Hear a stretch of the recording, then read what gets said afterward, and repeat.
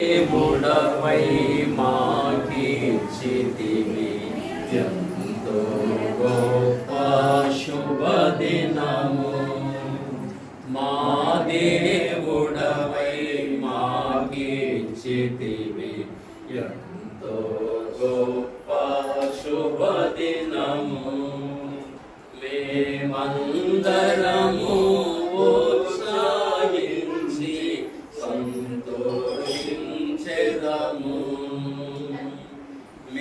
మేమందరము ఉత్సాహించి సంతోషించెదము. కొనియాడెదము మరువబడని మేలులు చేసెనని. కొనియాడెదము మరువబడని మేలులు చేసెనని.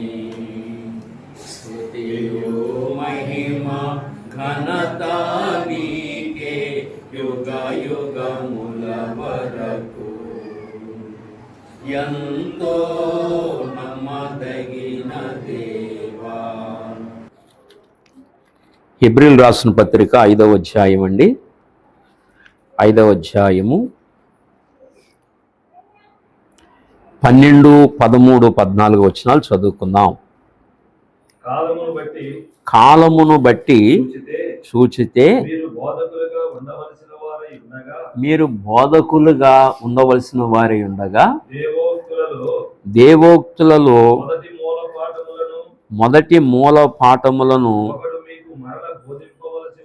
ఒకడు మీకు మరలా బోధింపవలసి వచ్చెను. మీరు పాలు త్రాగవలసిన వారే కాని బలమైన ఆహారము తినగలవారు కారు. సరే, మీరు పాలు త్రాగవలసిన వారే కానీ బలమైన ఆహారము తినగలవారు కారు అంటారు. అంటే దీని అర్థం ఏంటంటే ఆధ్యాత్మిక జీవితాన్ని గురించి మాట్లాడుతున్నాడు. ఆధ్యాత్మిక జీవితంలో పసిపిల్లలుగా ఉంటే పాలే తాగాలి. ఇప్పుడు మరి కుమార్తె చిన్నపిల్లగా ఉంటే పాలే పట్టించాలి. బలమైన ఆహారం ఇప్పుడు కుదరదు. తనకి బలమైన ముద్దలు పెట్టడం అది కుదరదు. ఎందుకంటే పసిపిల్లలు కనుక పాలే ఇవ్వాలి. అంటే తేలిగ్గా జీర్ణం అవుతుంది. పాలు తేలిగ్గా జీర్ణమై ఆహారం. ఒక 6 నెలలు వచ్చిన తర్వాత అప్పుడు అన్నప్రాసన జరిగిస్తాం. ఎందుకంటే అప్పుడు పేగులు అవి బాడీ కొంచెం స్ట్రెంత్ ఏర్పడుతుంది కనుక డైజెస్ట్ పవర్ పెరుగుతుంది కనుక అప్పుడు బలమైన ఆహారం పెడతాం. అప్పటి నుంచి ఇంకా అక్కడి నుంచి బలంగా బాడీ పెరగడానికి అవకాశం కలుగుతుంది. ముందు తల్లి పాలే పట్టిస్తాం. అలాగే ఆధ్యాత్మిక జీవితంలో కూడా అంతే. ముందు తేలిక మాటలు చెప్పాలి. అప్పుడు ఆ తేలిక మాటలు వాళ్ళకి అర్థమైన తర్వాత ఇంకా అక్కడి నుంచి బలమైన ఆహారం మనం పెడుతూ రావాలి. ఈ ఆహారం ఎందుకు పెడతామంటే ఇప్పుడు ఈ ఆహారం ఎందుకు పెడతామంటే అన్నప్రాసన ఎందుకు జరిగిస్తామంటే ఇంకెక్కడి నుంచి మొదలుకొని బలమైన ఆహారం తింటూ చక్కటి దేహం దారుఢ్యం కలిగి ఆరోగ్యం కలిగి అన్ని అవయవాలు చాలా మంచిగా మెచ్యూరిటీ అయ్యి మంచి ఆరోగ్యవంతురాలిగా పెరగాలి, తల్లి పోలికలోకి తండ్రి పోలికలోకి రావాలని ఈ ఆహారం పెడతాం. అలాగే మన జీవితాల్లో కూడా యేసు ప్రభుని రక్షకుడిగా అంగీకరించిన తర్వాత అంటే మారు మనసు, దాన్ని నూతన జన్మ అన్నారు. ఏ జన్మ? నూతన జన్మ. అంటే తిరిగి జన్మించిన తర్వాత పాలు త్రాగాలి. కొద్ది కాలం పాలు త్రాగాలి. ఇప్పుడు చిన్నారి ఎలా పాలు ఇచ్చిందో అలా మేము రక్షణ పొందిన తర్వాత వాళ్ళ పిల్లలు మేము పాలు ఇవ్వాలి వాళ్ళకి. అంటే దేవుని సేవకుడు తల్లి లాంటి వాడు, పాలు ఇచ్చి పెంచాలి. ఆ తర్వాత ఎదిగి పెద్దవాళ్ళు అవుతారు. అప్పుడు ఆ బలమైన ఆహారం తింటారు. ముందు తల్లి ఎంత శ్రద్ధగా కేర్ తీసుకుంటుందో రక్షణ పొందిన తర్వాత అంత శ్రద్ధగా కేర్ తీసుకోవాలి. అప్పుడు ఆ రక్షణలో ఎదగడానికి అవకాశం కలుగుతుంది. రక్షణలో ఎదగాలంటే పాలు అవసరం. రక్షణలో ఎదగాలంటే బలమైన ఆహారం అవసరం. పిల్లలకు కూడా అంతే, పాలు అవసరం, బలమైన ఆహారం అవసరం.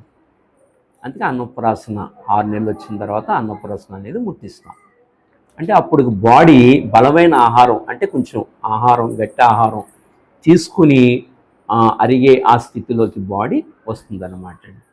అందుకని 6వ నెలలో మనం అన్నప్రాసన అనేది మనం జరిగిస్తాం. కనుక ఇక్కడ అదే చెప్పాడు, మీరు పాలు త్రాగవలసిన వారే కానీ బలమైన ఆహారము తినగలవారు కారు.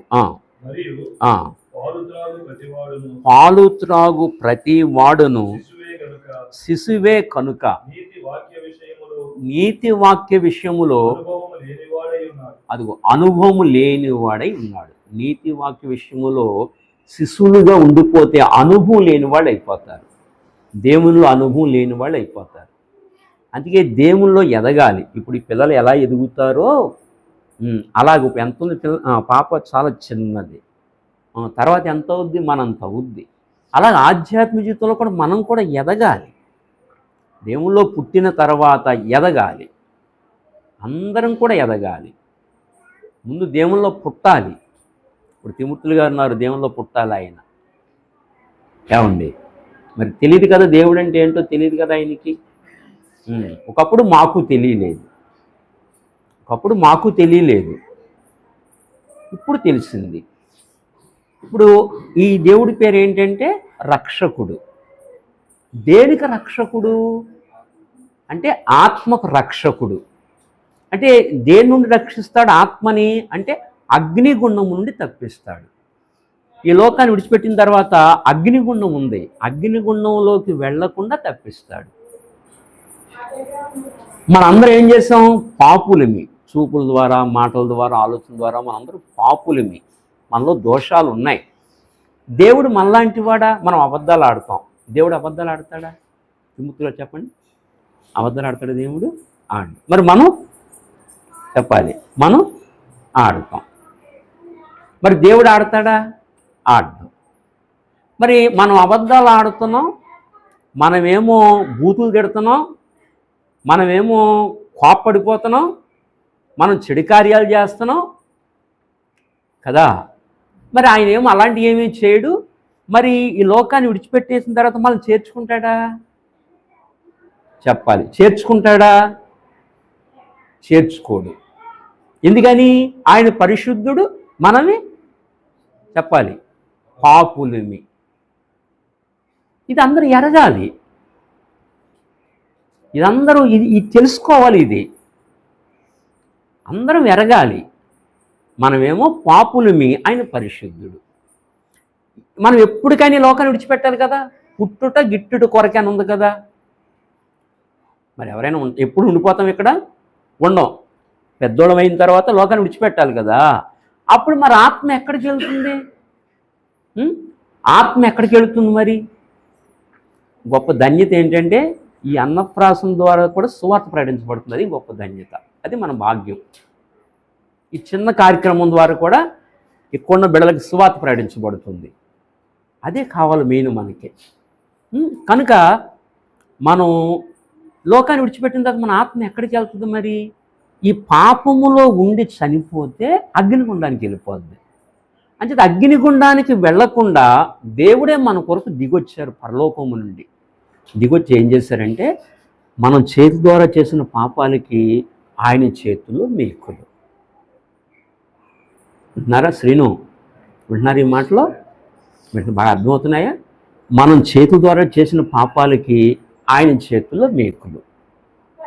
2, మన కాళ్ళ ద్వారా ఏం పాపాలు చేస్తాం అంటే బోళ్ళని పాపాలు. అర్థమైందా? కాళ్ళ ద్వారా చేసిన పాపాలకి ఆయన కాళ్ళలో మేకులు. నాన్న అర్థమవుతుందా? తర్వాత మన చెడు ఆలోచనలకి ఆయన తల మీద ముళ్ళ కిరీటం. అంటే మనందరి పాపపు శిక్ష ఎవరు భరించారంటే యేసు ప్రభు భరించారు. చాలామంది దేవుళ్ళు ఉన్నారు, కానీ ఎవరు అనుభవించలేదు. మన శిక్ష ఎవరు భరించలేదు. ప్రత్యేకంగా అనుభవించిన వాడు ఎవరంటే ప్రభువే. మీకు అర్థమైందా? ఈ పాపానికి వచ్చే జీతం అగ్నిగుండం. అంటే అగ్నిగుండానికి వెళ్ళిపోద్ది ఆత్మ. అప్పుడు అగ్నిగుండానికి వెళ్ళకుండా పాపానికి వచ్చే జీతం మరణం కనుక మనందరి మరణం ఆయన మీద చేసుకుని మరణించి మన మరణాన్ని సమాధి చేసేసి తిరిగి లేచాడు. ఇప్పుడు చూడండి, చచ్చిపోయిన సమాధి చేస్తే కనపడరు కాళ్ళు. కనపడతారా? పాపులు మీ పెద్దనాన్నగారు కదా, ఆయన చనిపోయారు, సమాధి చేశారు, కనపడుతున్నారు? ఇంకా కనపట్ల. అప్పుడు మనందరం మరణం సమాధి చేశారు, ఇంకా అది లేదు, దాన్ని లేకుండా చేశారు. అది మానవ జాతికి మరణం లేకుండా చేశారు. అంటే శారీరకంగా ఉంటుంది మరణం, కానీ ఆత్మ అగ్నిగుండానికి వెళ్ళదు. ఇంకా యుగయుగాలు సంతోషం, యుగయుగాల ఆనందం. అందుకే మనందరి మరణం ఆయన మీద వేసుకుని మరణించి మరణాన్ని జయించి తిరిగి లేచి పరలోకం వెళ్ళిపోయారు. అప్పుడు ఆయన ఏమన్నారంటే, నన్ను నమ్ముకున్న వాళ్ళందరూ కూడా నా వలే పరలోకం వస్తారు, అది లేకపోతే అగ్నిగుండానికి వెళ్తారు అని చెప్పేశారు. ఆయన క్లియర్గా చెప్పేశారు. అందుకే ప్రభువుని హృదయంలో చేర్చుకోవాలి. అందుకే బైబిలు దేవుని కుమారుడు గురించి మాట్లాడుద్ది, వేదం కూడా చెప్పుద్ది, అపుత్రస్య గతిర్నాస్తి, పుత్రుడు లేకపోతే గతి లేదు. పుత్రస్య గతిహ, పుత్రుడు ఉన్నాడా గతి ఉన్నది. ఆ వేదం అలా చెప్తే మనోళ్ళు ఏమనుకున్నారంటే అపార్థం చేసుకుని కొడుకులు ఉంటే పరలోకం వెళతాం, కొడుకులు లేకపోతే పరలోకం వెళ్దాం అనుకున్నారు వీళ్ళు. మనకు పుట్టిన కొడుకులు కాదు, మనం పాపులమే, మన తత్వమే ఆడు పంచుకు పుడతాడు, వాడు పాపి అవుతాడు. ఈ పిల్లలు కాదు, దైవపుత్రుడు. వేదం మాట్లాడినా బైబిల్ మాట్లాడినా పాపము లేని దైవపుత్రుడు గురించి మాట్లాడింది. ఆ పుత్రుడు ఇక్కడ పుట్టాలి. ఉన్నామి నరకమును తప్పించేవాడు పుత్రుడు. ఆ పుత్రుడు ఎవరంటే ప్రభు. ఈయన మనం నమ్ముకోవాలి, అర్థమైందా? అప్పుడు పరలోకానికి చేరుకుంటాం, నరకం తప్పించబడదు. అందుకనే యేసు అనే మాటకు అర్థం ఏంటంటే రక్షకుడు అని అర్థం. దేనికి రక్షకుడు అంటే ఆ ఆత్మకు రక్షకుడు. ఎక్కడి నుంచి తప్పిస్తాడంటే నరకం నుండి తప్పిస్తాడు. అది మెయిన్. ఇది మనకు తెలీదు, మన అందరికీ ఎవరికి తెలియదు. మాకు చాలా కాలం మాకు తెలియలేదు. దేవుడు మాకు కళ్ళు తెరిచాడు, దేవుడు నన్ను సేవకు పిలిచాడు, అందరికీ వాక్యం చెప్తున్నాను. ఇప్పుడు మీకు కొంతమంది మీకు తెలియదు. ఈ మాటలు వింటేనే అర్థం అవుద్ది, అది అర్థమైంది. ఈ మాటలు వింటేనే అర్థం అవుద్ది. మనం సమాజానికి జడిసి ఇక్కడ రాలేదనుకో, ఈ సమాజం మన ఆత్మ రక్షణ ఇస్తుందా? ఇవ్వదు. మరి రక్షణ ఇచ్చేవాడు ఎవరు? యేసు ప్రభు. రేపొద్దున వీళ్ళందరూ అక్కడ మన కూడా ఉండరు, వీళ్ళందరూ ఎవరో ఉండరు, మనతో ఉండువాడు ఈయనే. ఇంక వీళ్ళెవరో కనిపించరు అక్కడ.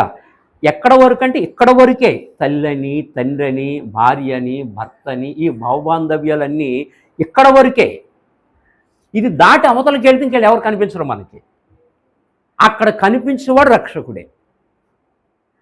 అది ఆ రక్షకును మనం నమ్ముకోవాలి. మిత్రులు అర్థమవుతున్నాయా? అదొకనే మాటలో అది ఆ రక్షకుని తెలుసుకోవాలి. ఓకేనా? అలాగా దేవుడు మనల్ని ఆశీర్వదించేవాడు, దీవించేవాడు. కనుక రక్షణ పొంది, దాన్నే నూతన జన్మ అన్నారు. రక్షణ పొంది ఆ తర్వాత బలమైన ఆహారం మనం తినాలి. ఆ బలమైన ఆహారమే వాక్యం. వాక్యాన్ని బైబిల్ ఏముందంటే అన్నము అని చెప్పింది. దయవుంచి 1 కొరింథీ ఒక్క మాట చెప్పుకుని ప్రార్థన చేసుకుందాం. 3వ అధ్యాయము 2వ వచనము. 1 కొరింథీ 3:2. అప్పటిలో మీకు బలము చాలకపోయినందున పాలతోనే మిమ్మును పెంచితిని కానీ అన్నముతో అది మిమ్మును పెంచలేదు. పాలతోనే పెంచితిని కానీ అన్నముతో పెంచలేదు అంటాడు. అన్నం అనగా వాక్యమే, పాలు అనగా వాక్యమే. పాలు అనగా దేవుని వాక్యంలో పై విషయాలు, అన్నం అనగా లోతైన విషయాలు. అది అలాంటి లోతైన విషయాలు దేవుని వాక్యంలో ఉన్నాయి. అప్పుడు అన్నంతో కూడా మనం పెరగాలి. ఇప్పుడు సండిదానికి పాపం మనం ఏం చేస్తాం? అన్నప్రాసన చేస్తాం, అంటే బలమైన ఆహారం పెడతాం. ఇది మొదలుకొని చక్కగా ఆహారం పెడుతుంటే చక్కగా పెరిగి మంచి ఆరోగ్యం కలిగి ఉంటుంది, చక్కగా ఎదుగుద్ది. అలాగే దేవునిలో మనం ఎదగాలంటే బలమైన ఆహారం మనం తినాలని దేవుని వాక్యం సెలవిస్తుంది. కనుక వాక్యాన్ని దేనితో పోల్చాడండి? అన్నంతో పోల్చాడు. ఓకేనా? ఈ అన్నం తింటే ఎలా మా శరీరంలో బ్రతుకుతామో, ఈ అన్నం తింటే ఆత్మలు బ్రతుకుతాయి. అది చెప్పడానికే ఈ సృష్టిని అంతటినీ దేవుడు చేశాడు. అది కనుక యేసు ప్రభువును రక్షకుడిగా అంగీకరించాలి, తర్వాత వాక్యమైన ఆహారం తినాలి. అప్పుడు ఎదిగి మనం యుగయుగాలు జీవించి పరలోక రాజ్యంలో ఉంటాం. అర్థమైందా? అలాంటి కృపదేవుడు మనకు అనుగ్రహించునుగాక. చంటి బిడ్డను కూడా దేవుడు మనం ఆశీర్వదిస్తూ అన్నప్రాసన జరిగిందాం. మంచిది. దయవుంచి చూడండి. హెబ్రీయులు రాసిన పత్రిక ఒక్క మాట చదువుకుని పేరు గురించి చదువుకుని మనం 12వ అధ్యాయము మొదటి వచనము. 12వ అధ్యాయం మొదటి వచనం. ఇంత గొప్ప సాక్షి సమూహము మేఘం వలె మనల్ని ఆవరించి ఉన్నందున మనము కూడా ప్రతి భారమును సులువుగా చిక్కులు పెట్టు పాపమును విడిచిపెట్టి విశ్వాసమునకు కర్తయు దాన్ని కొనసాగించువాడునైనా యేసు వైపు చూచుచు. చాలంతవరకు చాలండి. ఇక్కడ ఏం చెప్పబడుతుందంటే, ఇంత గొప్ప సాక్షి సమూహము మేఘము వలె మనల్ని ఆవరించి ఉన్నందున. ఇంత గొప్ప సాక్షి సమూహం. ఎంత గొప్ప సాక్షి సమూహం అంటే, హెబ్రీయులు రాసిన 11వ అధ్యాయం అంతా విశ్వాస వీరులే. 11వ అధ్యాయం అంతా మనకంటే ముందు దేవుళ్ళు నడిచిన భక్తులు వీళ్ళు. 11వ అధ్యాయం మనకంటే ముందు దేవుళ్ళలో నడిచిన భక్తులు వీళ్ళందరూ మనకి ఎలా ఉన్నారంటే, 11వ అధ్యాయంలో చెప్పి 12వ అధ్యాయం కాడికి వచ్చేసరికి మొదటి వచనంలో ఏమన్నాడంటే, ఇంత గొప్ప సాక్షి సమూహము మేఘము వలె మనలను ఆవరించి ఉన్నందున అన్నాడు.